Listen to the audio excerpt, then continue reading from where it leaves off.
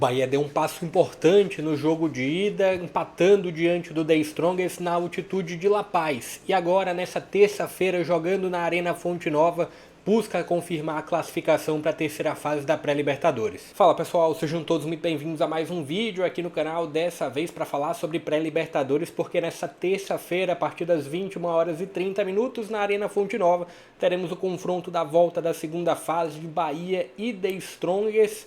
Bahia precisando de um triunfo simples para conseguir avançar, já que na partida de ida semana passada conseguiu um empate na altitude de La Paz, um grande resultado da equipe do Rogério Ceni. Agora tem uma vida, dá para dizer que um pouco mais simples, mas com pontos de atenção para esse confronto da volta. Vou trazer no vídeo prováveis escalações, um pouco do momento das duas equipes, o que esperar também desse jogo da volta em Salvador. Já quero que você vá deixando também um pouco da sua opinião, o que você está aguardando para esse confronto da volta e o seu placar. Acredita que o Bahia avança? Acredita que o The Strongest avança? Fique à vontade para comentar. Fique à vontade também para deixar o like, isso faz com que o vídeo seja direcionado ao maior número de pessoas. Também se inscreve no canal para a gente atingir a próxima meta dos 5.000 inscritos. Estou sempre trabalhando nesse início de ano com os estaduais e com os regionais. Tem muito conteúdo, inclusive, relacionado à Copa do Nordeste aqui.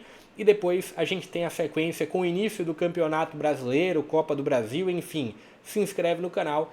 Também compartilhe o link em grupos de amigos e torcedores. Mas bora lá, primeiro trabalhando sobre a provável escalação, as prováveis escalações, né? Do lado do Bahia, se tem o Marcos Felipe provavelmente no gol, a figura do Gilberto na lateral direita, o Gabriel Xavier e o Canu na zaga, muito provavelmente com o Juba, e eu entendo que o Juba seria a melhor escolha. Se tem aqui na provável escalação da ESPN também o nome do Santiago Ramos para a lateral esquerda. Mas eu entendo que a escolha pelo Juba ela é um pouco melhor para esse jogo da volta. Na ida dá para entender porque o Juba não começou jogando. Se tinha um jogo em que dava para se priorizar um pouco mais o lado defensivo, era necessário isso. Mas no jogo da volta entendo que o Juba no apoio consegue agregar um pouco mais. Meio de campo com Caio Alexandre, sendo esse primeiro homem da saída. Jean Lucas, que teve um grande primeiro tempo em La Paz. E o Everton Ribeiro fechando o meio de campo. O Ademir acelerando pela direita e o Eric Pulga acelerando pelo lado esquerdo. Duas boas válvulas de escape que o Bahia tem. Mas entendo que vão precisar quebrar barreiras. Assim, tem um The Strongest que muito provavelmente vai se fechar lá atrás nesse jogo da volta. E aqui o Lúcio Rodrigues no comando do ataque. William José entrou no jogo de ida e conseguiu marcar o único gol do Bahia em La Paz, mas se tem uma tendência aqui do Lúcio começar, entre os titulares do Lúcio começar entre os 11 iniciais. Aqui é um Bahia equilibrado, né? Você tem o Gilberto com uma solidez defensiva, mas também com uma subida, também com um apoio ao campo de ataque. Você tem um Caio Alexandre conseguindo criar situações mesmo um pouco mais afastado da área adversária, mas é um Caio Alexandre que tem um bom passe médio e longo, que consegue ajudar muito essa saída, essa construção inicial do Bahia. Você tem um Jean Lucas que, se fizer minimamente o que conseguiu fazer no primeiro tempo de La Paz, já vai ajudar demais.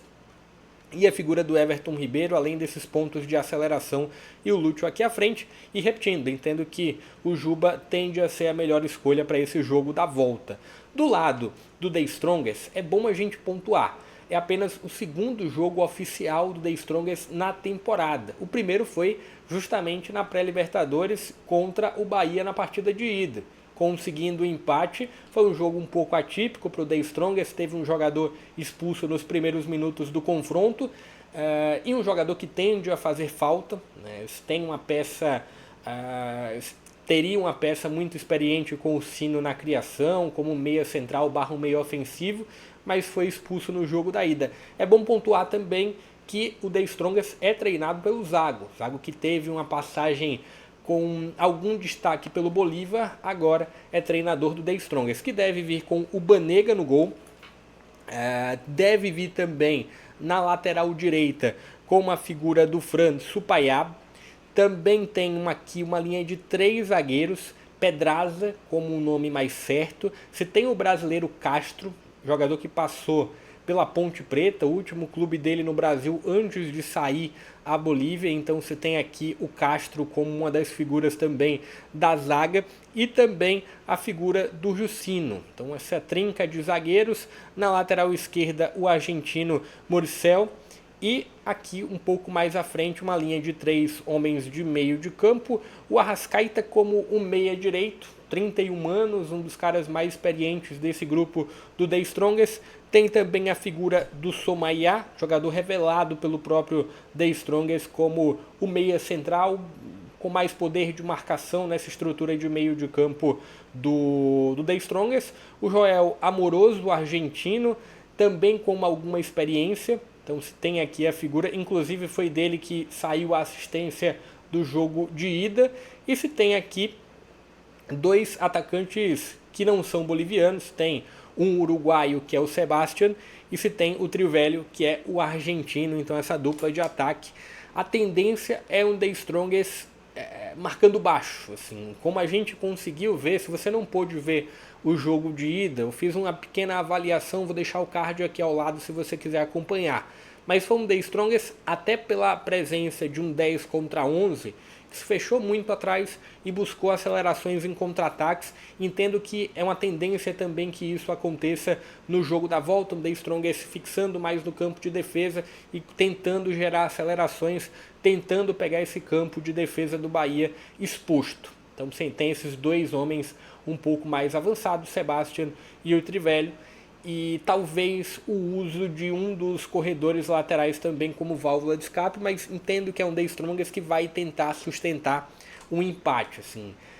O The Strongest tinha muito a carta da altitude. Eu até puxei um pouco do histórico do The Strongest contra os brasileiros, e na Libertadores a última equipe que venceu o The Strongest em La Paz tinha sido o Atlético Mineiro em 2013, então se tinha uma hegemonia do The Strongest contra os brasileiros jogando em La Paz. Não conseguiu essa hegemonia, não conseguiu um resultado bom diante do Bahia, e agora vai ter que tentar reverter jogando no Brasil. E aí se tem um ponto do The Strongest no Brasil ter esse retrospecto daqui. São 19, na verdade são 20 jogos, são 19 derrotas e apenas uma vitória que foi diante do São Paulo. Isso daqui contando também com o Sul-Americana, perdeu para o Ceará em 2022, e aí somado também aos jogos de Libertadores, tem esse jogo também da Sul-Americana de 2003, onde perdeu para o São Paulo, mas todos os outros jogos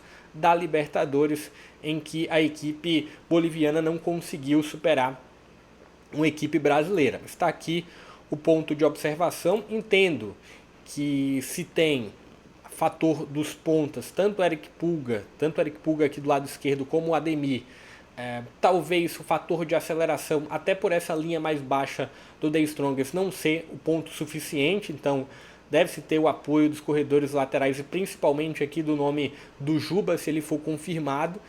E é um Bahia que vai ter que ter alguma paciência no sentido de encontrar soluções para ultrapassar esse The Strongest, que deve se fechar bastante lá atrás. Ainda assim, entendo que se tem um favoritismo muito alto do Bahia. Assim, a tendência é um Bahia, caso consiga um gol no primeiro tempo e faça com que o The Strongest saia para o jogo, a tendência é de uma goleada da equipe do Rogério Ceni.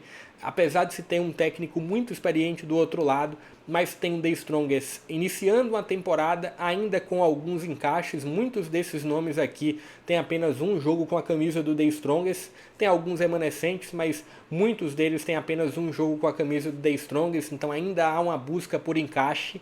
E se tem um Bahia com muitas peças remanescentes de 2024, algumas que chegaram, um exemplo é o Eric Pulga, mas é um Bahia muito mais encaixado, teve mais jogos na temporada de 2025, tem um início de 2025 positivo. Acho que dá para dizer que o Bahia, diante de todos esses números daqui, dá para dizer que o Bahia tem um início de ano positivo, alguma contestação ou outra sobre o desenvolver do jogo da equipe do Rogério Ceni, mas os resultados são positivos e vai em busca dessa classificação. Entendo que tende a avançar a próxima fase da pré-Libertadores ainda. Lembrando, caso o Bahia caia nessa segunda fase, ele não tem calendário internacional. Se ele avança e cai na terceira fase, ele tem os jogos da Sul-Americana. Mas entendo que a grande dificuldade de projeção do Bahia, olhando os possíveis adversários da terceira fase e também o confronto contra o The Strongest, a grande dificuldade seria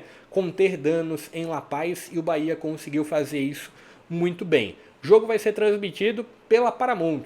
Torcer para que a Paramount não deixe o torcedor do Bahia na mão, como fez na semana passada. Teve alguns momentos de falha técnica no segundo tempo, a transmissão caiu inclusive, mas vamos torcer para que o jogo do Bahia não tenha nenhum problema, a transmissão da Paramount, vamos torcer para isso. Deixa o seu palpite abaixo, deixa o like se curtiu o vídeo, se inscreve no canal, também compartilha o link para mais conteúdos como esse. Vou ficando por aqui, até a próxima.